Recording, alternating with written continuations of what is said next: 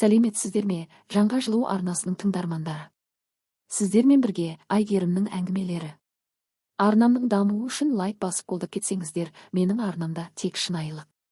Сол түн мені бір сәтте басқа адамға айналдырған түн. Мен өмірде ең ауыр соққыны күтпеген жерден алатынын сол түні түсіндім. Жұмысымнан кеш шықпақ едім, бірақ жиналыс болмай қалған соң үйге ертерек жеттім. Көшеде жаңбыр сыздап тұрды, ауа салқын. Ал мен үйге тезірек барғым келді, күйеуім кешкі тамақ дайындап жатырмын деген, ал өгей анам үй жинап беремін деп келетінін алдын ала айтқан. Есікті ашқан сәтте үйдің іші тым-тыныш көрінді. Тіпті тым-тыныш. Жаймен жүріп ішке ендім. Бөлмелерден ешқандай қозғалыс байқалмады. Бірақ біртүрлі жылы, ауыр ауа сезілді. Дәмхана пештері ұзақ жанғаннан кейінгі ыстық ауа сияқты. Менің жүрегім әлденені сезді. Бірақ не екенін түсіне алмадым. Дәл сол сәт мені тоқтатып тастаған сәт. Жатын бөлмемнің есігі сәл ғана ашық тұрды. Жарық минималды, бірақ көрінбейтіндей емес. Есікті ақырын itергенімде менің көзім бірден төсекке түсті. Ал төсекте жатқан көрініс менің өмірімнің бәрін төңкеріп жіберді. Төсектің үстінде екі дене жатты. Екеуі де үстінде ештеңе жоқ. Көрпе тек тізелерінің бір жағына ғана оралып қалған. Жамылып үлгермегендері анық. Төсектің үстіндегі парақтар мыжылған. Жастықтар әр жаққа лақтырылған. Көрпе аяқтарынан төмен қарай сырғып кетіп, екеуінің бір-біріне тым жақын, жабысып жатқан денелерін толық ашып тұрды. Мен күйеуімді бірден таныдым. Ал оның қасында менің өгей анам. Ол күйеуімнің иығына жабысып жатыр. Күйеуім оның белінен ұстап өзіне тартып алған сияқты. Олардың жатқан позасы ұзақтан келе жатқан жақындықтың айғағы еді. Ол жақындық еш ақталмайды, еш жасырыла алмайды. Жамылып үлгермеген көрпе олардың асығыс болғанын көрсетіп тұрды. Тіпті есікті жаппаған. Тым сенімді, тым еркін. Киімдері. Менің көзім оң жаққа түскенде жүрегім одан сайын ауырды. Өгей анамның көйлегі еденде домалап жатыр. Күйеуімнің жейдесі орындықтың арқасында салбырап тұр. Екі жақта аяқ киімдер әр тарапқа лақтырылған. Бұл көрініс меңіреу қараңғылықта жасырынып жатқан құпия емес. Бұл ұятсыздықтың, сатқындықтың, адамгершіліктің жоғала бастағанының ең ашық, ең айқын дәлелі. Менің көзіме бірінші түскен деталь олардың тынысы. Тыныс ауыр. Бөлменің ауасы жылы. Бұл жылу тек көрпе жылуы емес екенін жүрегім сезді. Менің алғаш ойлағаным бұл түс емес пе? Бірақ жоқ. Түс болғанға тым нақты, тым ашық еді. Сол бір сәт уақыт тоқтағандай. Мен қозғала алмадым. Дауысым шықпады. Көзіме жас та келмеді. Бар әлемім сол көрініске қадалған. Олардың арасында менің өміріме еш орын қалмағандай. Ешқандай ақтау сыймайтындай. Ешқандай кешірім мағынасыз болып қалғандай. Мен олардың не істеп жатқанын сипаттамаймын. Оның қажеті де жоқ. Өйткені олардың жалаңаш қалпының өзі бәрін жеткізіп тұрған. Мен бұрылып есікті ақырын жаптым. Сосын далаға шықтым. Жаңбыр тоқтап қалыпты. Ал менің ішімдегі дауыл енді ғана басталды. Сол түн менің өмірімнің екіге бөлінген түні. Есікті ақырын жапқаннан кейін үйдің іші бұрынғыдан да тыныш көрінді.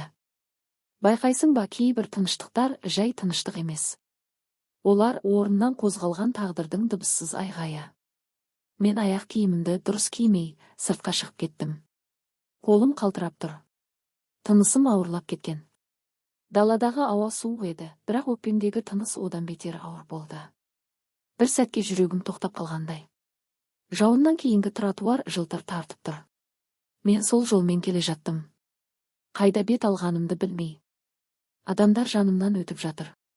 Біреулері күліп, біреулері телефонмен сөйлесіп. Бәрінің өмірі қалыпты. Тек менікі ғана сол бөлмеде қалып қойғандай еді.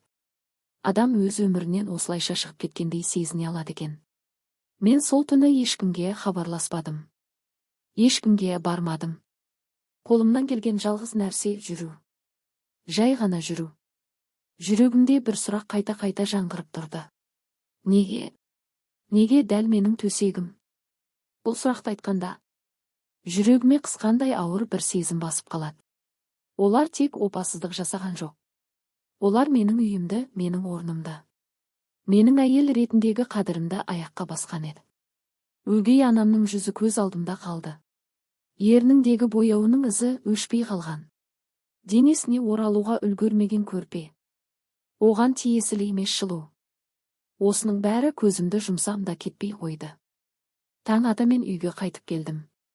Бірнеше сағаттан кейін үйдің есігін ашқанымда, олардың дауысы естілді. Күйеуімнің асығыс жүрісі. Өгей анамның бір нәрсе іздегендей дыбысы. Мен кіргенде екеуі де тоқтай қалды. Екі түрлі кінәлі жүз.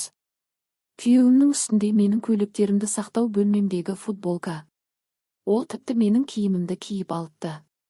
Өгей анамның шашы тарап үлгермеген. Беті сұрланып кетіпті. Олар бір нәрсе айтпақ болды. Тіпті жақындап түсіндіргілері келгендей. Бірақ мен қолымды көтеріп тоқтаттым.